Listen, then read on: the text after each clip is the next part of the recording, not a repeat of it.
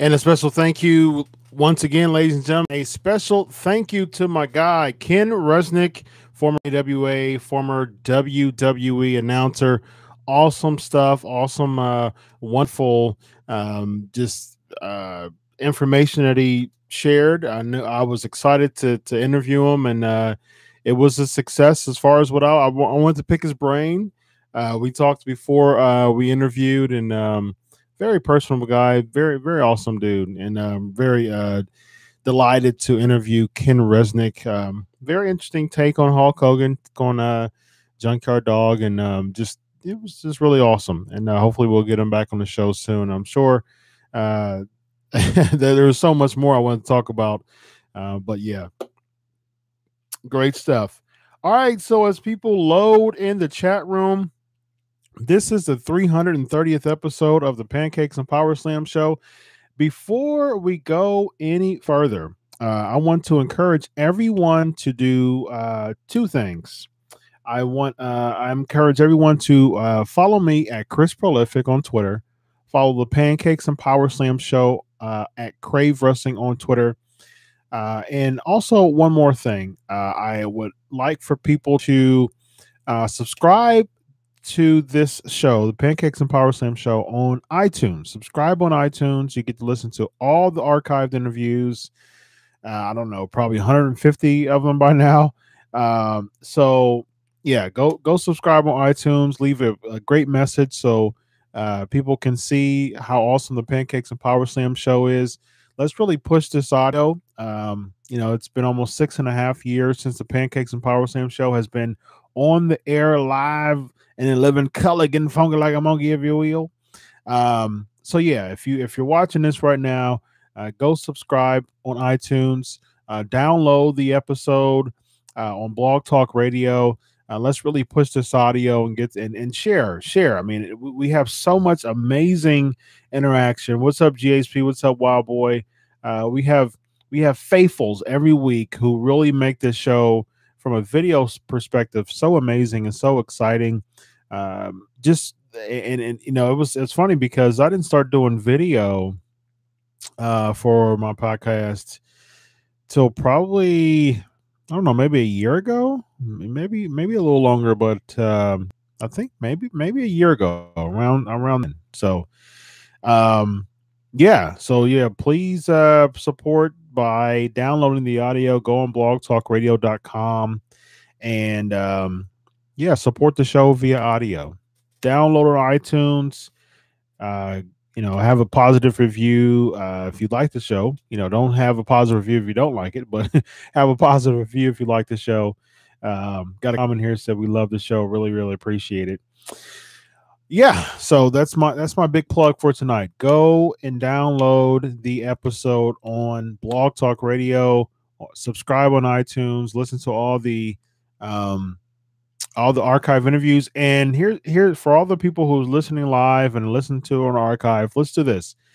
Download the subscribe on iTunes. Listen to as many. It'll show you who was on the show that night as far as the interview. So listen to an interview and let me know what you think of an interview and I'll do my best to bring the person back on. So whatever interview you like, let me know, or you listen to from a year, 2 years, 3 years, 5 years ago, and let me know what interview you liked and if you want that person back on the show. So we'll see what we can do. And I have contacts to most of the people I've interviewed in the past 6 years. So yeah, awesome, good stuff. What's going on, Marcel? What's going on, Lexi? Zed, what's going on? We got some people loading up in the chat room, and it's always a great time. So got a lot to talk about today, as we always do. We got Brickhouse Brown. We got Beyond the Mat, as you saw by the the poster for the show. We have CM Punk and Ring of Honor talk, Steve Austin talk regarding managers, and we got the all women's pay-per-view chat. We're going to talk about that as well. So lots and lots to talk about. I'm really excited about talking about Beyond the Mat and Yeah. Again, I watched it again today, and it was really awesome to watch again. And like I said with the other ones, the only movie so far out this is what the fourth week of the hashtag wrestling movie review series. We might even do it next week. This has been really, really fun. The first week was No Holds Barred. The second week was Ready to Rumble. Third week was Body Slam, and this week would be Beyond the Mat. Body Slam was probably the only movie that me watching it again, I probably felt less than I did when I watched it the first time, because I don't know, Body Slam didn't really click to me, unfortunately.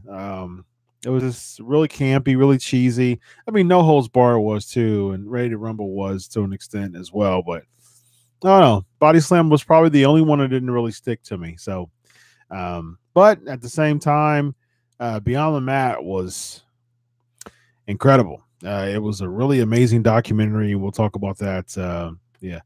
Body Slam was more like an inside cradle. Yeah, I think that's or a schoolboy or a backslide. Yeah, I agree with you 100% on that comment there in the chat room. All right, so let's dive right into the first trivia question. Why wait? Here we go. What year was Dolph Ziggler's first Intercontinental title reign, and who did he beat? Two-parter here. What year was Dolph Ziggler's first Intercontinental title reign, and who did he beat? There's a two-parter for you. A little bit difficult to start off the Pancakes and Powerslam show. We got 2009 Ray. We got John Morrison 2009. Nope. Neither of them are correct, unfortunately. Neither of them are correct. 2010 Miz. Nope. I'll wait for one more answer, see if it's right or not. Let's see. Tough question is a comment here. We'll see. I mean, we'll see. Any other guess? Again, first year, the year that Dolph Ziggler won his first Intercontinental Championship, and the person he beat. So we've got some answers. Okay, 2009 Drew McIntyre. Nope. All right, looks like I stumped. The chat room. Here we go. 2010 and Kofi Kingston. 2010 and Kofi Kingston. That's who Dolph Ziggler beat to become the Intercontinental Champion for the first time. All right, without further ado, ladies and gentlemen, let's get right into the headlines. We got a lot to talk about, so let's dive right into it. Here we go.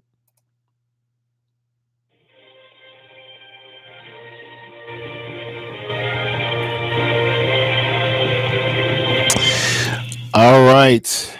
Yeah, that was still SOS Kofi. Yeah.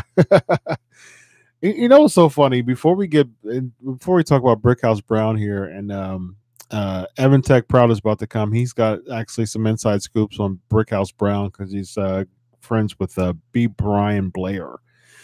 Yeah. So before we get into that, let's talk about Kofi Kingston's Jamaican gimmick. And how the funny part of that is that how it just dropped, like how the gimmick just dropped. And I think he was talking to Triple H, if I'm not mistaken. And he was like, he was doing the Jamaican thing, and I think he was talking to Triple H backstage on an episode of Raw. If I'm not mistaken, it could be a little cloudy, but I think this is true.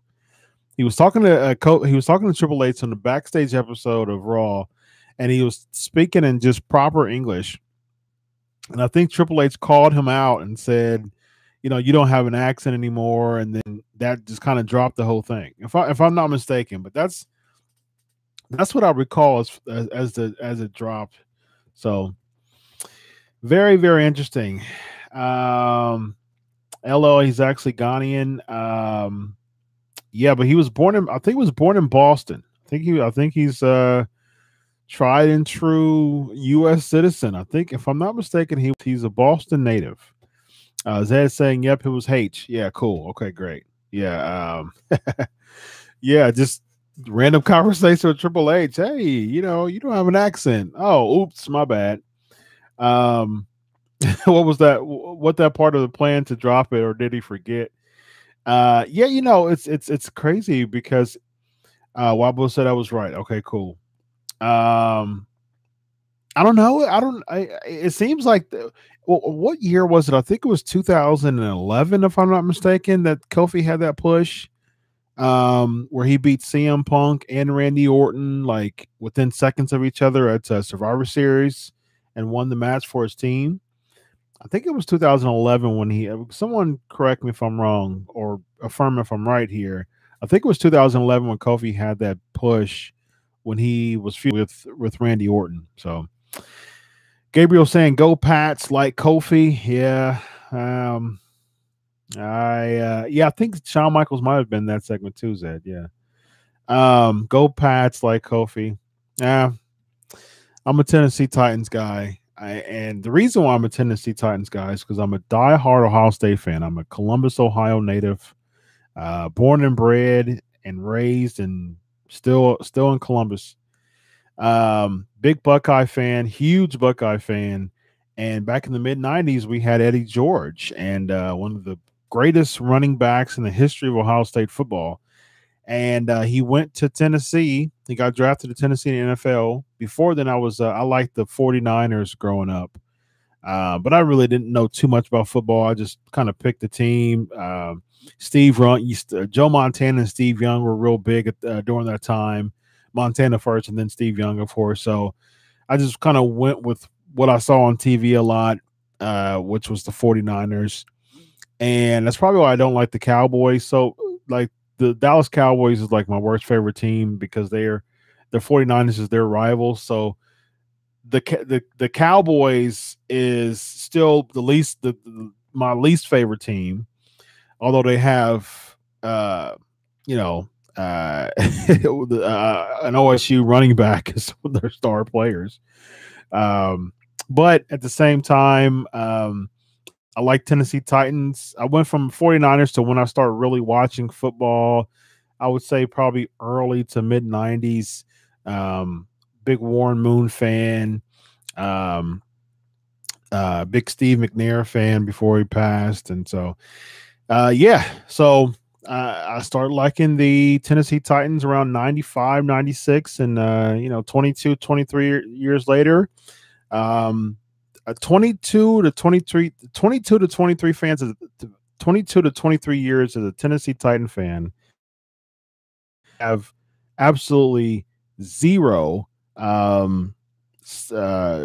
championships to claim as a Tennessee Titans fan. So that's really unfortunate. I think the closest we got was 99 when we went to the Super Bowl, played the Arizona Cardinals, I believe, when they had no, we played the Rams when they had oh goodness. His name just okay, who am I talking about? 99 Rams quarterback, championship quarterback. Come on, someone tell me. His name slipped my mind. I'm sure someone would tell me. What was his name? That's gonna bug me. Nope. The Rams quarterback when they won the championship in '99 against the Titans. St. Louis Rams. Kurt Warner. Thank you, Multi Apples. Thank you, Brandon. Yes, Kurt Warner. That would have bugged me all night long. Thank you, Brandon. And Multi Apples. Thank you very much. It was on the tip. It was like right there, but I was trying to figure out like, oh, okay. Yeah, Kurt Warner, fantastic quarterback. So that was the closest we got to winning a championship, but we haven't yet. So unfortunately. Mike Vrabel, OSU guy, taking the reins. So that should be really, really cool. So we got to ask Chris question from Multi Apples. What do the wrestlers backstage think of Brock Lesnar? Oh, so someone was supposed to remind me of that on Twitter, so I would have asked the WWE wrestlers that I'm in touch with. Oh, you got to remember that. You got to tweet that to me so I will remember, so I can do it right. soon as I get the tweet, I can send some feelers and see what the reaction is. We talked about that probably a week or two ago, but you forgot to tweet me at Chris Prolific and remind me, because I got so much going on. I'm a PhD student, ladies and gentlemen. I'm about to become a doctor, so yeah, my mind is inundated with the word dissertation. So I'm currently working on my dissertation. I'm almost done. I've been done with all my classes for almost about a year now, over a year actually. And I'm working on my dissertation and kind of plowing through that. And so dissertation, I have dissertation dreams, ladies and gentlemen. So yeah. So please remind me. please remind me. No, that's not the degree. That's thank you, Multi Apples. The degree I will be getting is forensic psychology. So I will be a forensic psychology doctor. So fun stuff. Very, very fun stuff. Working on my dissertation. It's tough, but I'm learning quite a bit. So all right, let's get into another trivia question. What was Johnny the Bull's name when he competed in TNA? I think wait a minute. A TNA question. What was Johnny the Bull's name when he competed in TNA? Is that maybe the first TNA question? What? Another Ask Chris question. What is your perspective on the fact that WWE has continued to endorse Hawk yet have relatively shunned Moolah? Ooh, Lexi always asks the awesome questions. You know what? I'm going to put you over for always asking the awesome questions. You get put over for the night, Lexi.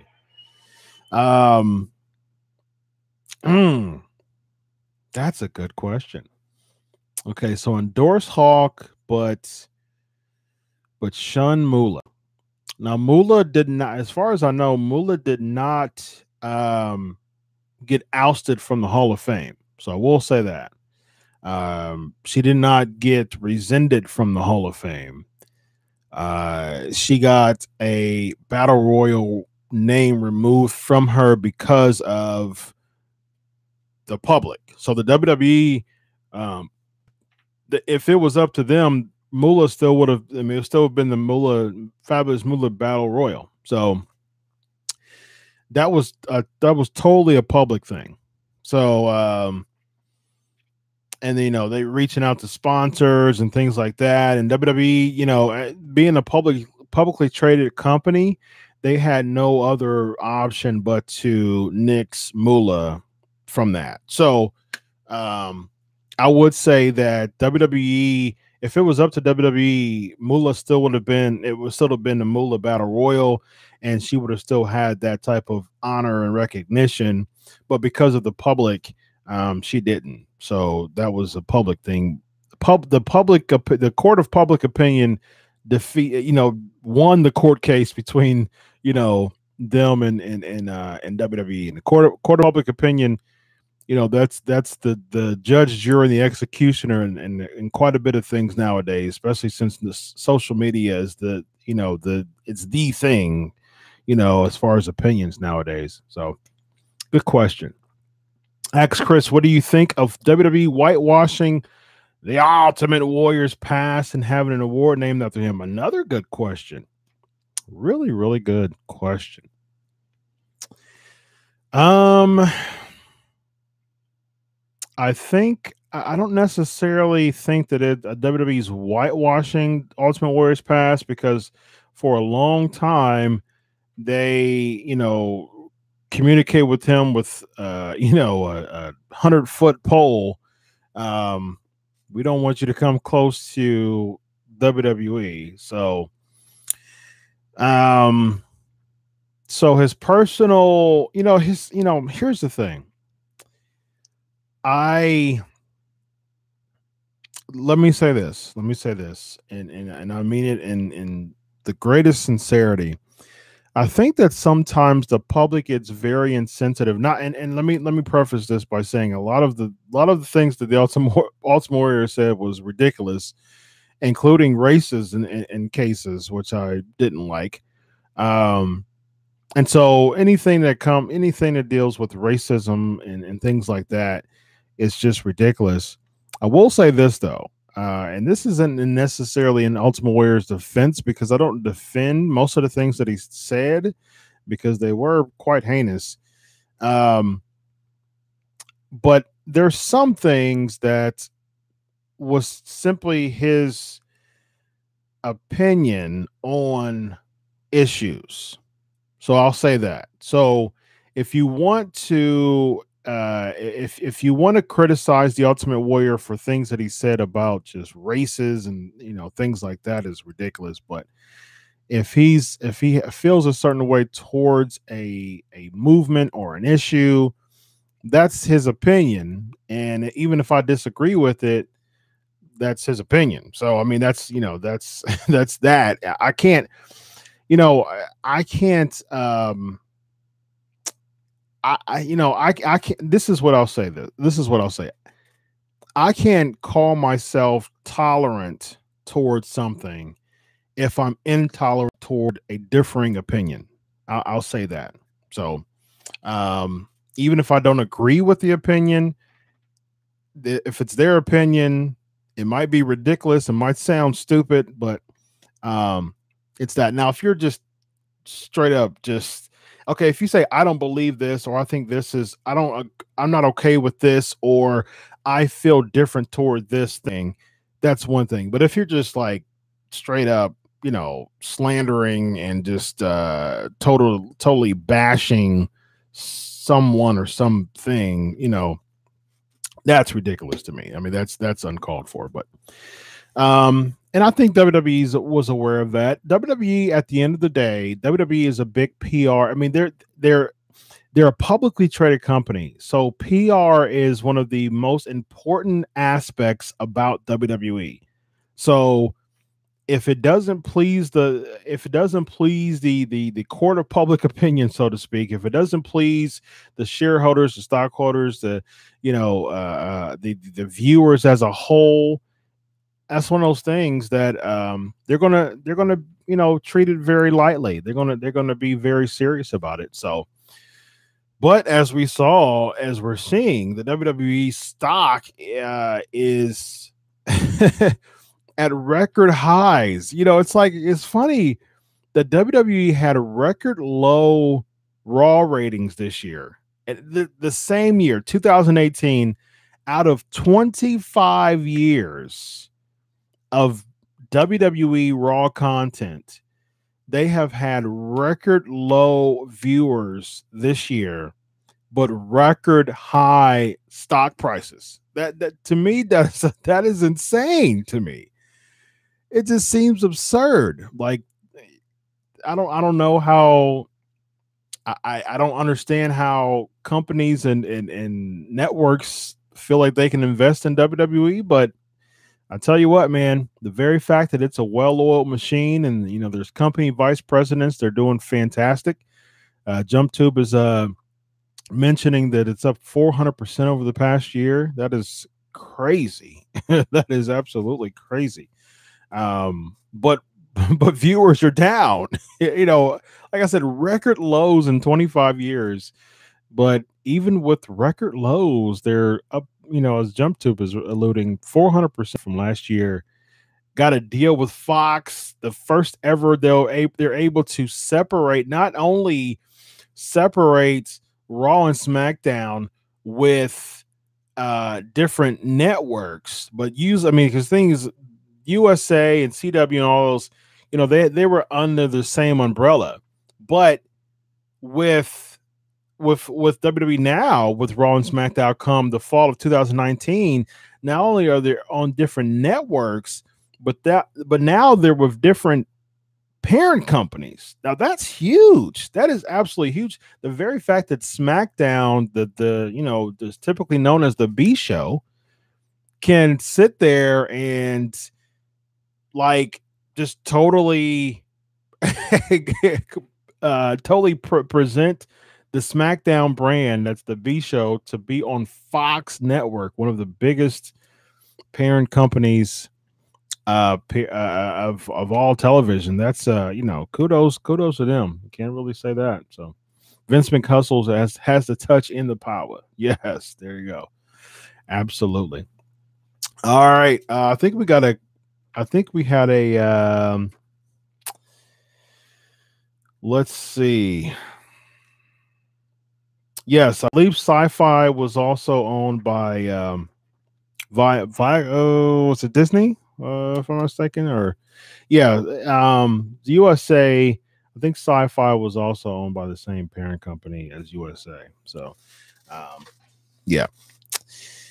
All right. I think we had a correct answer here. Relic,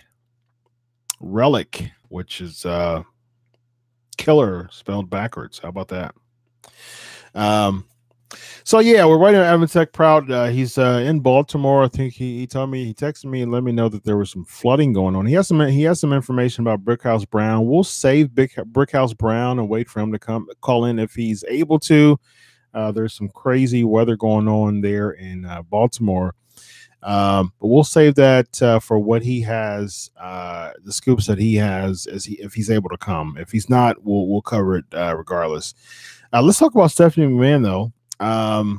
Okay, so she announces an all-woman pay-per-view. She says Evolution. So first of all, you had Vince McMahon, no music, and just straight up in the ring. He introduces Triple H and Stephanie McMahon. Triple H cuts a promo saying that it's about you guys and the fans, and with a tear in my eye and so forth. And then Stephanie McMahon says it started with the hashtag Give Divas a Chance, and then Divas became women and superstars and yada blah yada. And then the all women's pay-per-view. Luisa saying I'm in Baltimore and the rain is ridiculous. Yeah, that's what I heard. I heard it was like flooding and stuff like that. So yeah. So Stephanie McMahon is saying Evolution is what it's called, which is a good pay-per-view name, I think, especially specifically toward the woman, women's revolution, evolution. So, and so that's where it came. So that's the all women's pay-per-view. It's going to be at the end of October. So October is having two pay-per-views. They're having the Super Show on October the 3rd, I believe. And then the WWE Evolution on the 28th, I believe 28th. So, okay, so almost immediately I got a tweet, and RIP TLC, and I'm cool with that too. I think TLC as a pay-per-view was it was ridiculous. So, so yeah, I we'll see. We'll see about TLC. I didn't think TLC was. I think TLC got really stale. I think what was it? Angle and was it Angle Reigns? Angle, Rollins, and Ambrose against. Who did it go against? Because I know that the Shield went against the New Day at Survivor Series. And then it was Angle.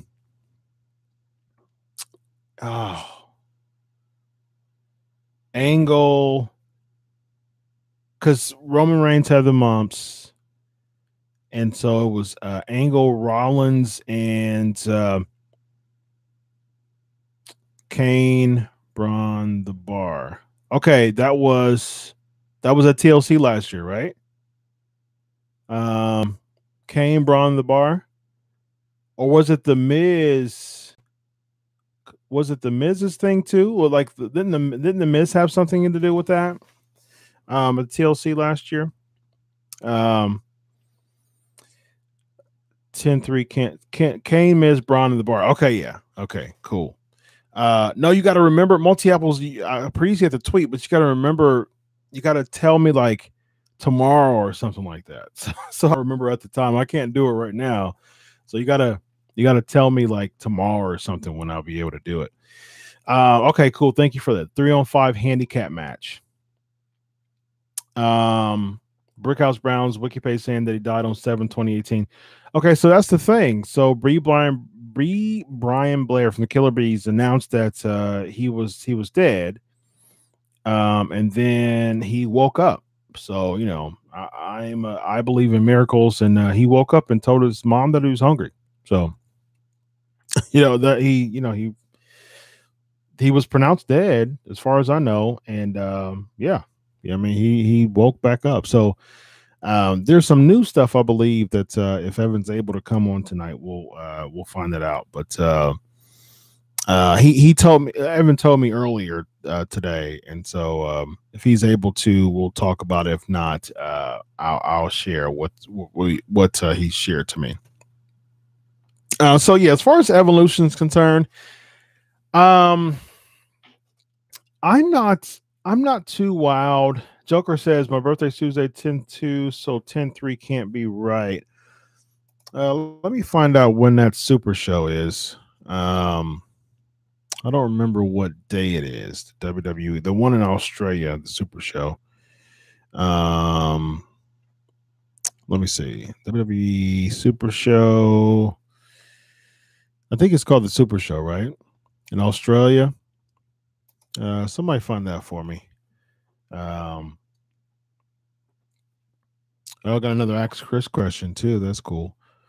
October 6th. Okay, thank you, Monty Apples. October 6th. And then the 28th is it the 28th for the Evolution, I believe? So the October, yeah, Super Showdown. Okay, thanks, GSP. Yeah. Super Showdown, that's October 6th. I believe that's a Saturday, right? That's a Saturday. And then the Sunday is October 28th for the Hall of Fame. I mean, for the women's pay-per-view. Okay, so real quick on my thoughts on that. I don't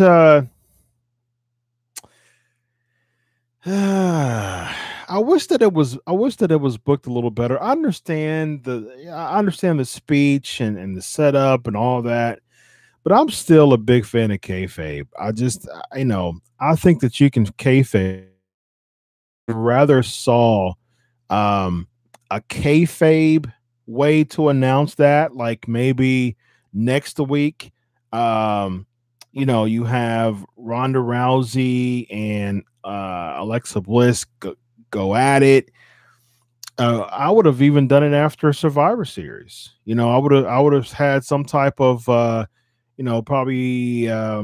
So here's the thing, and for some reason I feel like I'm always booking. I'm not going to forget your question, Brandon. For some reason I had put together was booking Matt when I had no.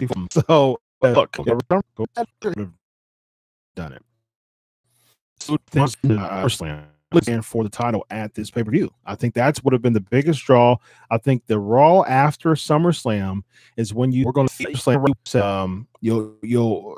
this feud has to be settled in the ring, and it's going to be settled on October 30th at the all women's pay-per-view Evolution. I think that's how you do it. I mean, you marquee it by Ronda Rousey versus Stephanie McMahon, and so that's how it's done. That's how you do it. That's how you make it happen, ladies and gentlemen.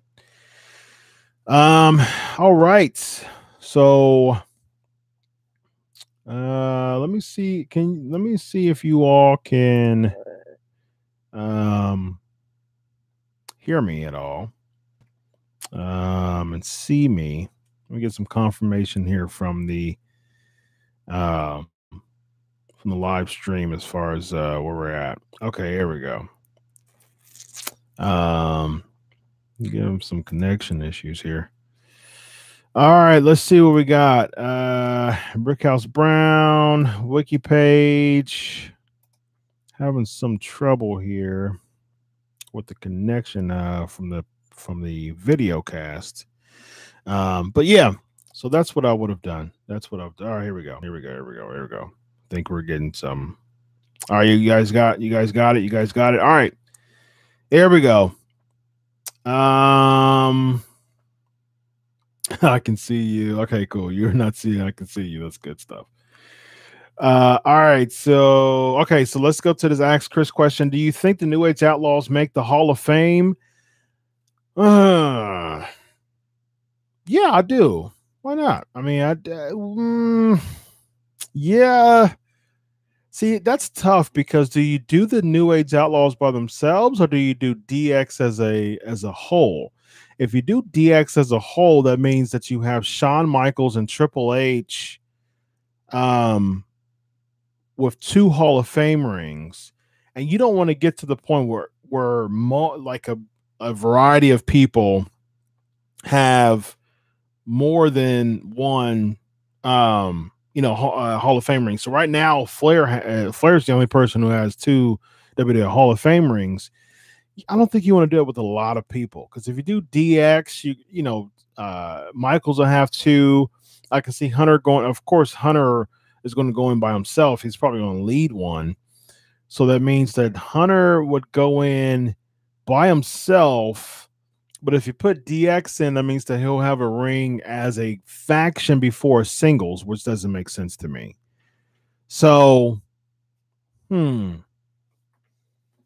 yeah, see, that's the thing, because if you put the NWO in as a faction, then you'll have Hogan, Hall, and Nash, all of them with 2 rings. So I think you don't want to put the NWO in as a faction either, do you? So that gets really tricky. I think I would say no to DX as a faction, although they've had a Hall of Fame style career. Them as a faction didn't last too long. They were revolutionary in the Attitude Era for sure. But I think you ixnay DX, and then you put Michaels is already in. You put Triple H as an individual, and you put the New Age Outlaws as an individual. I think that would be my call. So, do you think CM Punk will be inducted into the WWE Hall of Fame? Absolutely not. No. Ask Chris, do you see the women's pay-per-view as a marketing ploy to show inclusiveness or an actual evolution of the WWE brand? Good question, of course. I think probably a combination of both. Of course, with anything, with anything WWE related, it's marketing. So that's their thing. You want to get back to, you want to get to the point where with WWE, you're always marketing something. You're always trying to plug something. It's a very money driven, organization that wants to market and continue to plug their brand, which is cool. I don't have a problem with that. So I mean, what does that mean? As far as the inclusiveness part, we've seen that though. We've seen that with the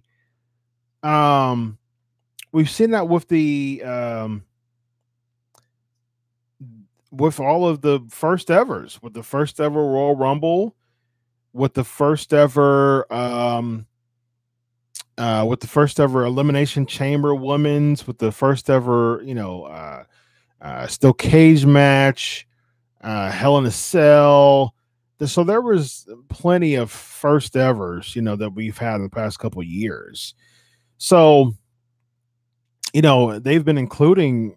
I mean, they've been main eventing, paper. They main evented a pay-per-view in Boston. So WWE's done a good job with including the women for sure. So, but it's one of those things that, and this is my take on it. Sometimes you get to a point where you feel when you push something so much, like ad nauseum, it gets to the point where it kind of can be counterproductive. And a lot, with the whole all women's pay-per-view, I don't have a problem with that because TNA's done it before. They're not the first. They're not the first brand or first promotion that's done an all women's pay-per-view. It's been done before. But here's the thing: I don't mind an all women's pay-per-view. Just give me, I mean, like, that's not the selling point to me. I'm still, just because it's an all women's pay-per-view doesn't mean that like I'm sold to wanting to watch it and give it a great review. You're still going to have to give me storylines. You're still going to have to give me compelling material to look at. I mean, just because it's an all women's pay-per-view doesn't mean a hill of beans as far as my interest. You know, I'm going to watch it because that's what I do is watch and write and, you know, analyze and critique. And I mean, I have a podcast, you know, talk about wrestling. So I'm going to watch it regardless. But at the same time, you know, you got to give me some substance there. So what do I mean by compelling material to look at? I'm talking about storylines. Like, here's the thing. Just because you're plugging a all women's pay-per-view isn't an automatic, you know, selling point to me personally. I would say a lot of other people too. WWE has done a very poor job with booking a lot of people recently. I mean, they have so many people on their brand, but they've done a pretty bad job with booking them. I mean, Ember Moon right now should be one of the hottest names in all of WWE right now. She's feuding with the Riot Squad, sans Ruby Riot. And it's just, I mean, Asuka's another name. She's feuding with, you know, she had a match with Billie Kay. You know, it's like Ember Moon and Asuka are two of the hottest names in all of the women's division, and they're two of the most misutilized, you know, names on the roster, which is absolutely terrible. So, got some more questions. Who goes in first, China or Owen? I say China. Ask Chris, do you think Dean Malenko will ever get into a call into Hall of Fame?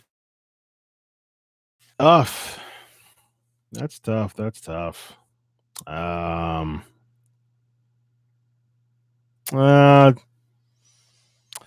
You know, he's been an agent for a while now. They'll probably give him a Hall of Fame deal, you know, because he's been there for so long, you know. Perhaps, yeah, you know, why? Yeah, sure. You know, Dean Malenko Hall of Fame, sure, why not? I think there was another Ask Chris question somewhere. Okay, here we go. JSP. Now I know this year's October is different due to the special shows, but do you agree with Hell in a Cell needing to be in October because of Halloween have instead of September? Hell in a Cell's getting too gimmicky too. See, at first, a few years ago, I was okay with WWE having some gimmick pay-per-views, but now they're doing such a poor way that they're not making me interested in watching the pay-per-view. They're selling the pay-per-view by the gimmicks, and they shouldn't. You know, just because you're saying, okay, well, this is a TLC pay-per-view, that doesn't mean that I'm automatically buying into the pay-per-view just because there's a gimmick to it. You know, and WWE's been doing that, unfortunately, for a while now. So I don't know. Either or, you know, I'm not, just because it says Hell in a Cell. Okay, so what? You know, give me a compelling storyline. So I suppose Hell in a Cell makes sense in October, but you know, they're not having it. So all right. So let's get into another trivia question, ladies and gentlemen. Here we go. What was Max Payne known as in WWE? How about that, ladies and gentlemen? For all you old school fans, what was Max Payne known as in WWE? You didn't think that was coming, did you? All right, so what's next? Let's talk about Steve Austin. What y'all believe? Who would be a good manager? Let's do it from a conversational standpoint. Steve Austin was talking about in his one of his podcasts that he believes managers still need a presence in the WWE and wrestling, period. And I agree with them. Really, really only thing we have is you have Sunil Singh, which is good for Jinder Mahal, I believe. You have Paul Heyman, of course. I agree that Drew Gulak would be a really good manager. I agree with that. Who else would be a good manager right now? Who should manage the Authors of Pain? So obviously Ellering, who was a fantastic, Zelina Vega. She's doing really good. Brandon, good job. Man, Mountain Rock. Great job. Zelina Vega's doing a fantastic job. Who would be a good manager for the Authors of Pain? That's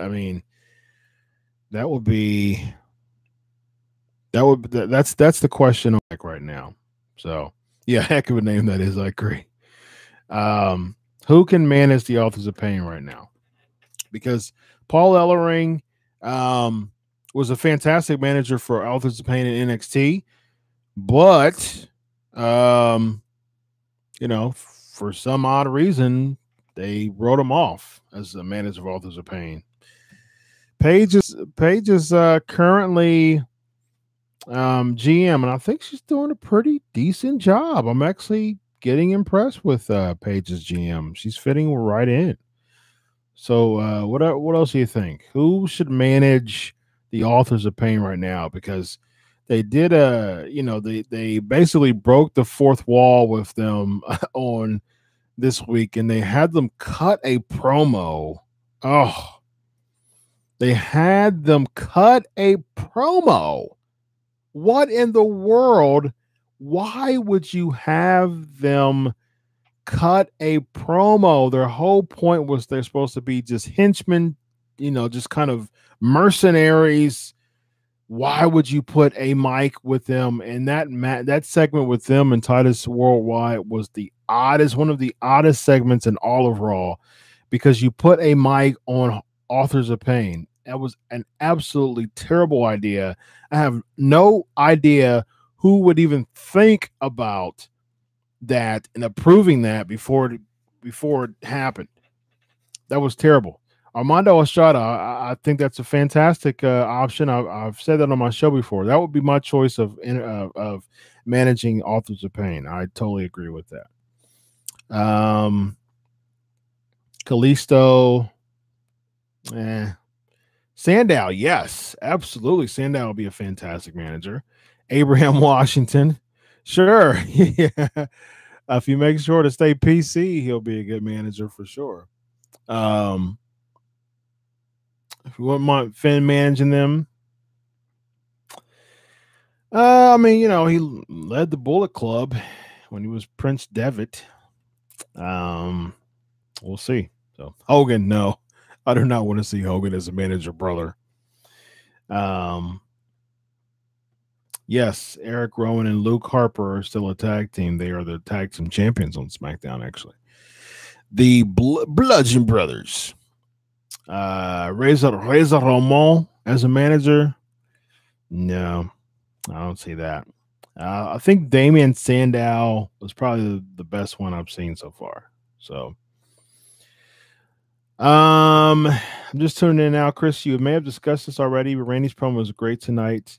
What did you think? Okay, yeah, we'll talk about that, Mike. Eric Bischoff, yeah, absolutely. Or as Vince McMahon would say, Eric Bischoff. Conan's a good manager for LAX right now, and Slammiversary. Which, real quick, kudos to Impact Wrestling. They are really turning some heads. They're really, building themselves from the ground up again, and they are the king of 9 lives. It seems like it would have been curtains for Impact Wrestling, but man, Slammiversary, very impressive. Kudos to Brian Cage for winning the X Division Championship, and I got to give a special shout out to Slammiversary for Impact Wrestling. Booker T, no, I don't see that. Flair, no, I don't see that. Titus, yes, I definitely think Titus should go the manager route exclusively. for sure. All right, so John Cena, he said that he said that turning heel in the WWE is not going to happen. I had a conversation with someone that I believe that now more than ever is when John Cena should turn heel, and you know, it's one of those things that merch was a big thing for Cena as far as the reason why they didn't turn him. And it's like now he's a part timer. He hasn't appeared in WWE for 3 months, and merch isn't the deal anymore. So now I would say now more than ever is a time to turn Cena heel. A lot of people are saying, or someone saying Kevin Owens. No, Kevin Owens is still a wrestler. I'm talking about someone who's exclusively a manager.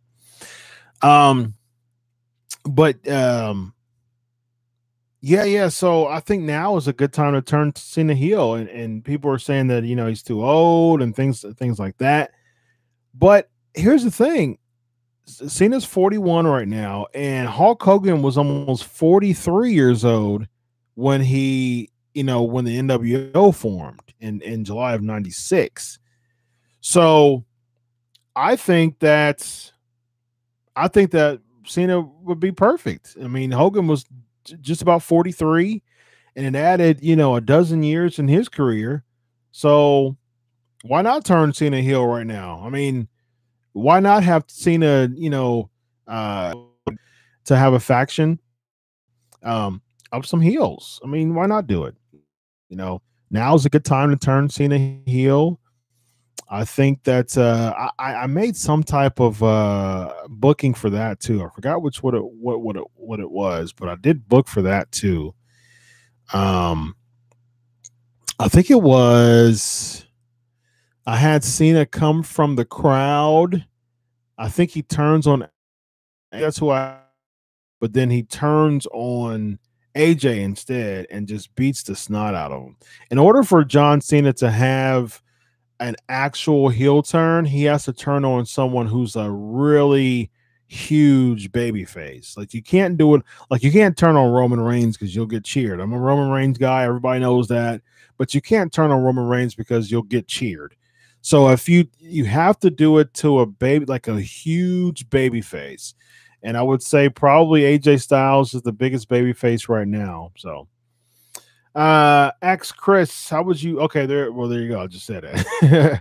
The question was how would you book John Cena as a heel, which I just answered before even looking at that question. Corey Graves, yeah, absolutely. He managed in NXT. I think that would have been great. I think it would be great. Ask Chris, considering the reportedly demand for Ciampa's merch prior to his title, could merch really be a reason for not turning heel?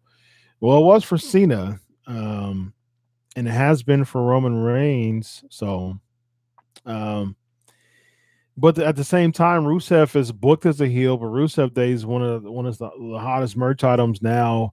You know, I liked it during the days where, I liked it during the days where the kayfabe was so true, and that's the reason why I would get that. That's the reason I liked AJ Styles. That's the reason why I liked JBL and Chris Jericho so much, because when they were heels, they were like, no, you know, I don't want anything to do, you know, with merch because I'm a heel, and I really appreciate that. Brandon is saying Daniel Bryan. Chris is saying Daniel Bryan as well. Yeah, I agree. Wow, boy. Yep. I think Daniel Bryan is a really good option to turn heel toward. Yeah, Daniel Bryan is.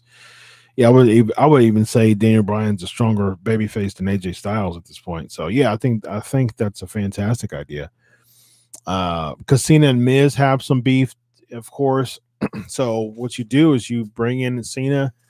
I would even say you have the Miz and someone like a Who would be a good person? Maybe I would say Miz and a tag team, perhaps. But there's not really there's not really good strong tag teams that could be a part. I mean, you have the Usos, which I definitely wouldn't put them in. New Day, no. Sanity, no. Bludgeon Brothers, no. Now, Bludgeon Brothers would have worked if they weren't so over gimmicked. But I'm sure there's two people. I'm sure there's two other people that would work. That would, as having beef with the Bar. Good job. Yeah, I agree, Joker. That's a good one. So you have Miz and the Bar, which they've teamed up before. They jump on Daniel Bryan. You have John Cena's music or come from the crowd or whatever. John Cena's music. He rolls in to makes the save, and then he just decimates Daniel Bryan.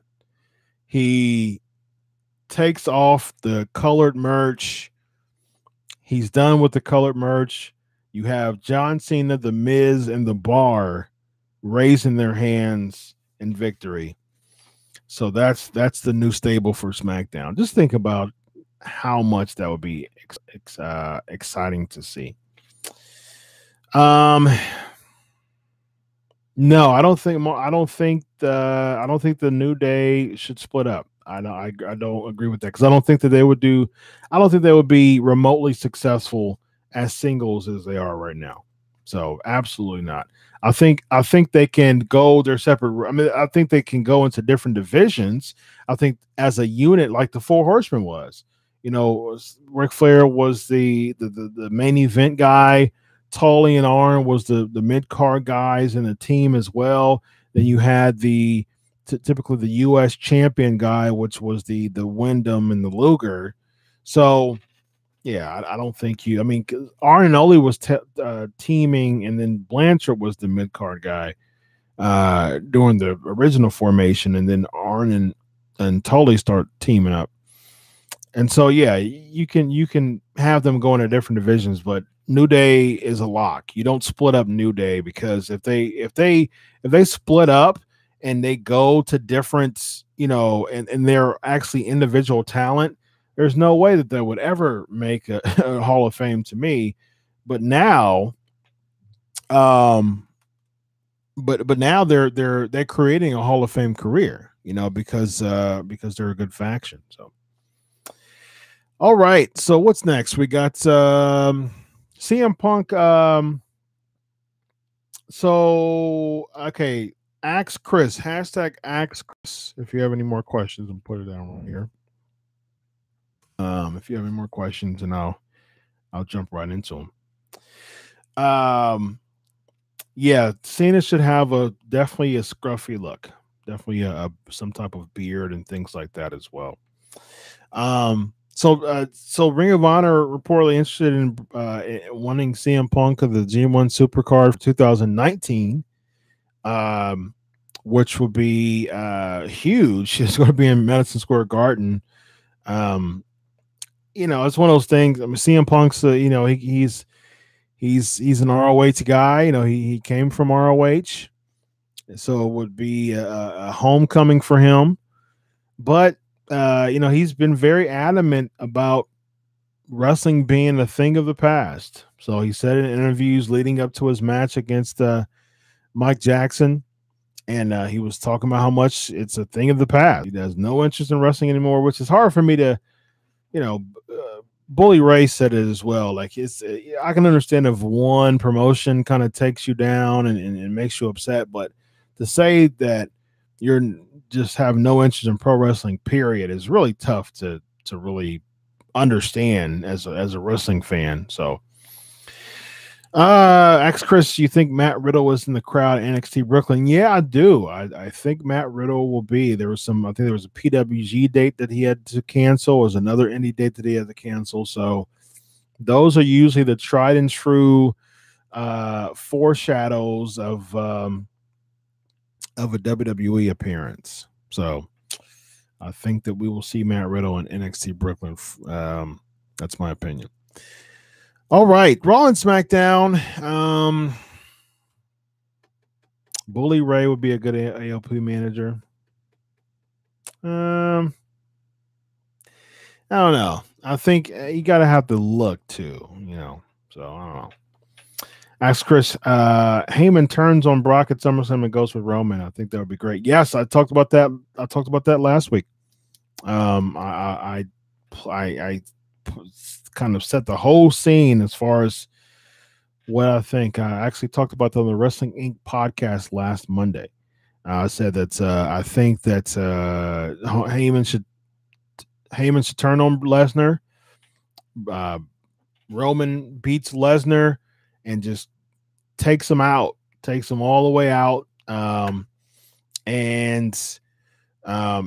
You know, say the reigning, defending Universal Champion Roman Reigns, and the crowd is booing the snot out of him. And then Brock is also scheduled for the Raw after SummerSlam. So what you do is you have Roman Reigns come out again and just give him multiple chair shots, and Heyman, you know, just look at him and just in disgust, and that's the way to write him off. That would be my booking. Brandon's asking, do you think Cena can have the old Hollywood Rock gimmick to turn heel? I think it's possible. I mean, you know, it was very difficult to think that Hogan could pull it off, and he did it masterfully. So I think it's possible. I don't see it now, but I think it's very, very possible that it could happen for sure. Gabriel's asking, would a new heel faction work made up of top baby faces? It depends. I mean, you know, I think right now you have AJ Styles and Gallows and Anderson both as babyface, all three of them as baby faces. If you turn all of them as the club and you turn Finn as a face, and they would have, you know, you have a 4-man club, that would work. I guess, you know, at the next superstar shakeup, which is 9 months away. Let's see what else we got. Wild Boy's asking, I know you are a Roman fan, but as a wrestling fan, are you tired of Brock versus Roman? I am not, because I'm not, because I think Roman should have his comeuppance. I think it was a bad call to wait until I think it was a bad call to switch the decision for WrestleMania 34 to make him champ. I think he should have been champ for sure. So yeah, just got a message from Evan saying that the weather. Okay, so yeah, he's having some basement stuff and with a relative, so he'll be back next week. Okay, so real quick, as far as the Brickhouse Brown, from what I've known, is from what I was told, was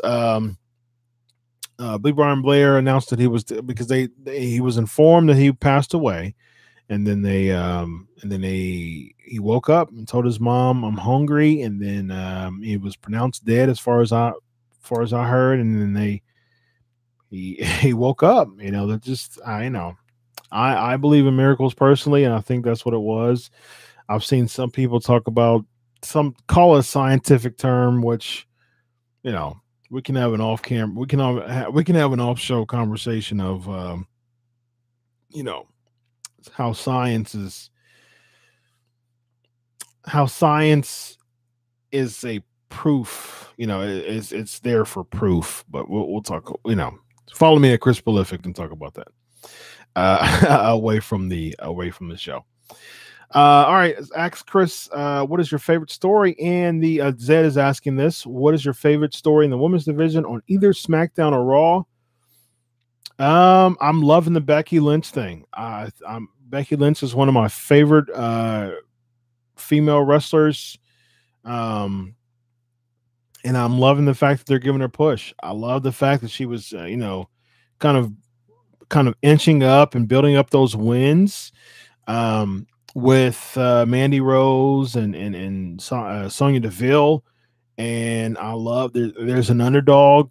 I love the underdog story, and I think that that's what they're doing with Becky Lynch or Becky Balboa. You know, I love the underdog story. I think that she's doing a fantastic job, and I think they should let her win at Survivor Series at SummerSlam. I think why not? They should do it. I think they, you know, as much as the WWE has been very disappointing with a lot of ways that they've booked stuff, I think that they're doing a fantastic job with Becky Lynch, and I think that she should win. She should win this at SummerSlam. She should beat Carmella. Carmella's just she hasn't clicked to me as a champ. I'm disconnected with her.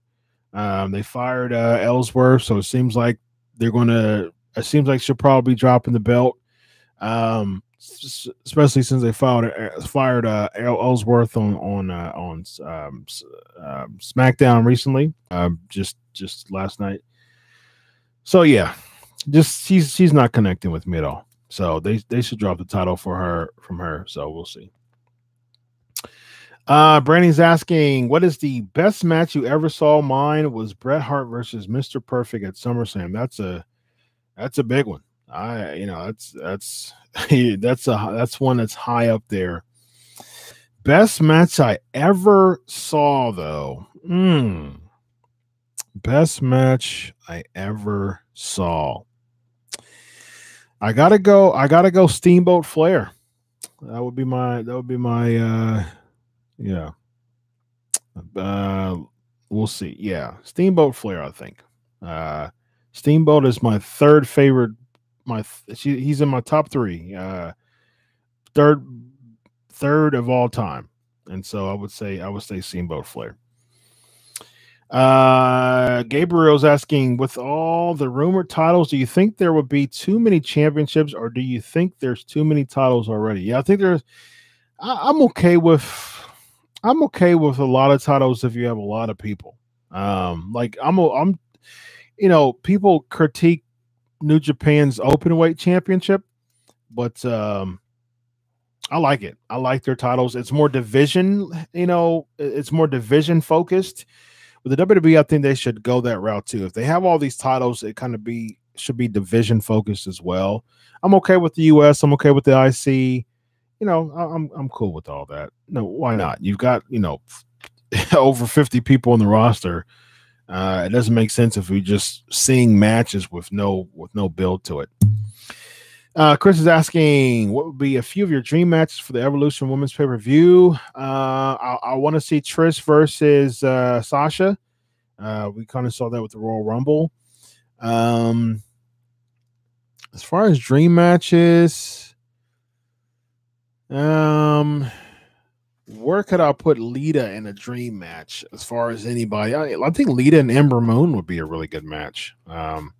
Both kind of have that, type of flair to them. I think Lita and Ember Moon would be really good. Let's see. There's a couple more. The Wild Boy's asking, how real is the women's tag division happening?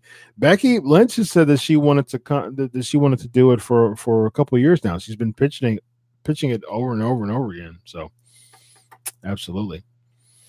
Flair was Dusty Steel Cage match for the world title at 86 Great American Bash. I was a big fan of that one. Absolutely. Iron Man, Shawn versus Brett. Yep. That was a good one too. 17 Rock versus Austin was a good one too. I agree. But yeah, I think I'm gonna stick with Flair versus Steamboat. Mike's asking, what do you think Bobby Lashley would do at SummerSlam triple threat, especially since he's beaten Roman? Yeah, they may do a triple threat, but it doesn't make sense for them to do all this for Roman to do it. Roman's going to win. I want to see a singles match. I don't want to see a triple threat. I would have, I'm cool with Lashley versus Lesnar. That would have been my choice, but I understand that they want to make Roman the person who beats Brock. They should have done it matches ago, to be honest with you. I think the greatest Royal Rumble would have been a place to do it. Because he would have been cheered in Saudi Arabia. So, yeah. Savage and Steamboat. Oh, yeah, that's a really good one. All right, so that's pretty much it with Raw and SmackDown. Before we get to the documentary, real quick, let's see if there's any other random notes as far as Raw is concerned. B Team deleted the worlds, yeah. The Banks of Bailey. If they do the tag team titles, I think that may work. But you know, if it leads to a match between them two, I think it's just just odd for them to do that. They already didn't like each other, so for them to get back to good graces and then not like each other again would be really weird. Strowman was just a foolproof babyface for a while, but it just seems like he's kind of disconnecting a bit. I don't see, WWE has a way of ruining gimmicks, that's for sure, unfortunately. That's pretty much it. Reigns versus Lesnar, Reigns versus Lashley was a really good match. I was a big fan of that match. SmackDown was good. I think SmackDown beat Raw handily. The Orton promo, I get tired of the whole I've been here for 16 years and y'all don't treat me, I think Orton is almost getting to the Big Show level of babyface and heel turns. He's a good heel, he's a better heel, but we've seen that song and dance before. So Samoa Joe being the person that faces AJ Styles, I think that's something that we knew for a while now. Many people predict that, so it's going to be a fantastic match. I absolutely agree. I'm glad the New Day beat Sanity. New Day's been on a little bit of a slump lately, so yeah, I think that was a great call. And then the Miz and Maurice thing was just to promote the show, so that was just a very marketable way to end the show, which I wasn't a big fan of, but I understand why they did it. Gabriel's asking, what superstar do you think can have big success outside of WWE like Cody have? Someone was let go now from the WWE. I think Dolph Ziggler would do good. I think that he would, he's a workhorse. I think that he would do good out of the WWE. It was some show that I saw that someone said that Chad Gable should leave the WWE. I don't know how good he'll do, outside of the Indies, but it's probably not a bad idea. Who else would do good? One more person before we go to the flavor of the week that would do good outside of WWE. Let's go Seth Rollins. Yeah, well, he already did. He already did really good. He was a world champion ROH. So yeah, Dolph Ziggler is pretty much a WWE guy. So I would say, of course, Roman Reigns would do fantastic. Do you think that Lexi's asking? You think the gorilla position could ditch the Reigns Lesnar match given the public backlash? No. Roman Reigns is the heir apparent. They should have done it a while ago, but they're going to do it at SummerSlam. I can definitely see them do that. All right, ladies and gentlemen, let's talk a little bit about let's talk a little bit about Beyond the Mat. Flavor of the week. Here we go.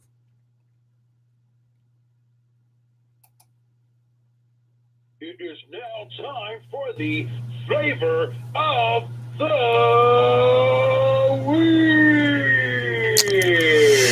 All right, I would say probably out of the hashtag movie review series, I would say that this is probably my that is hilarious. Yes, week. I would say that probably Beyond the Mat was probably my favorite movie out of them. It's more of a movie, but it's more of a documentary. It was great to see No Holds Barred again. What's that smell? Dookie. That was fun to see again. Ready to Rumble was cool again. Can I get a big on? By the way, I have a XFL. See that? XFL shirt. I was a big fan of the Chicago Enforcers back in the XFL days. And yeah, absolutely. Wild Boys, ask Chris in your Vince voice, can you announce Roman as the new Universal Champion? Of course I will. Wild Boy. So I have the WWE Championship right there.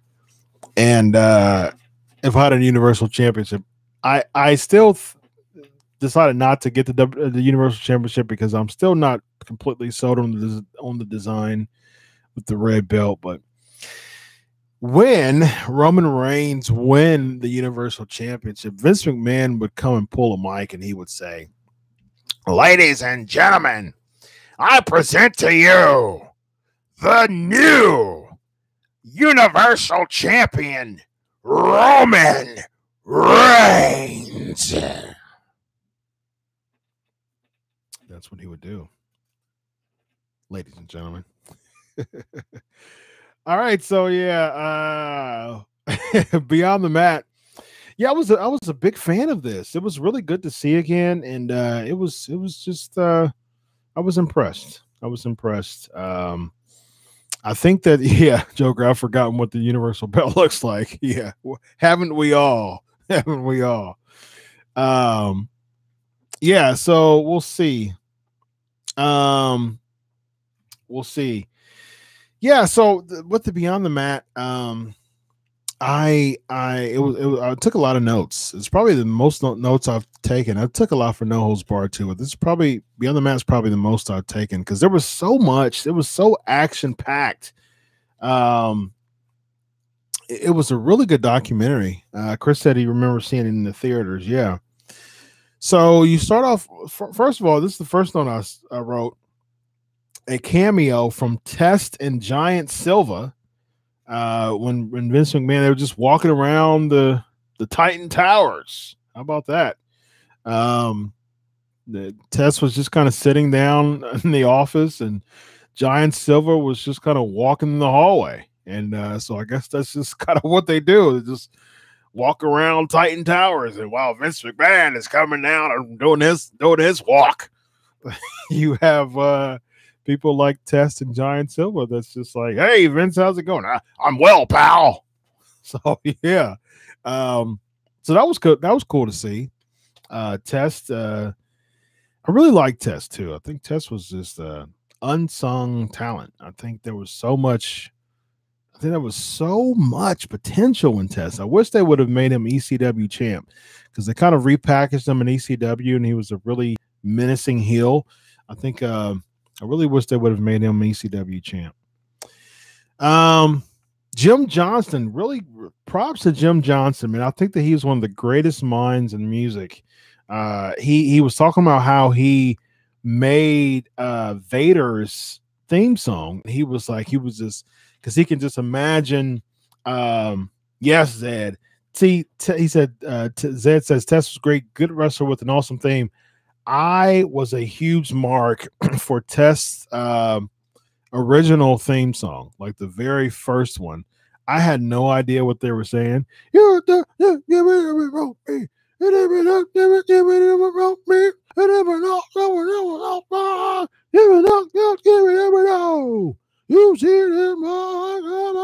had no clue what they were saying, except for Test. This is a test. And yeah, but at the same time, I was a mark for that song. Let's see if I can find it real quick. I was a big fan. Let's see if this is the right one here. I think this is it. Yeah. Hey. Cool song. Very cool song.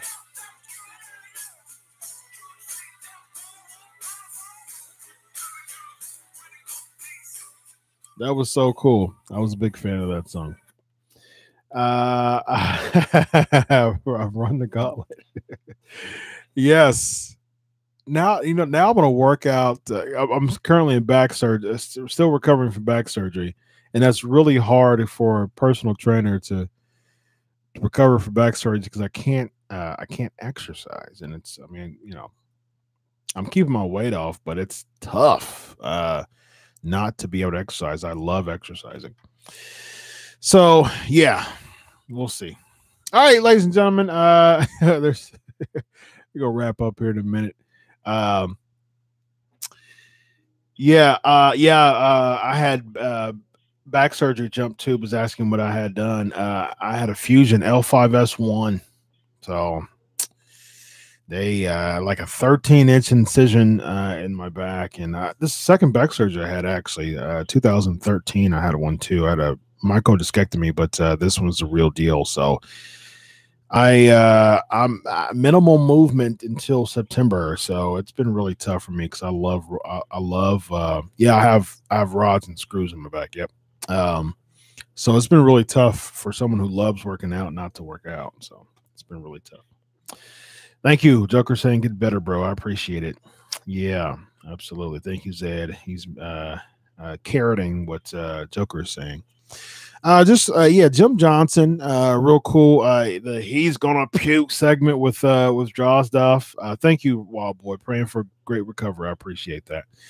It's been 3 months. It's been a tough 3 months, but at the same time, it's my back, is in much better shape than what it was before.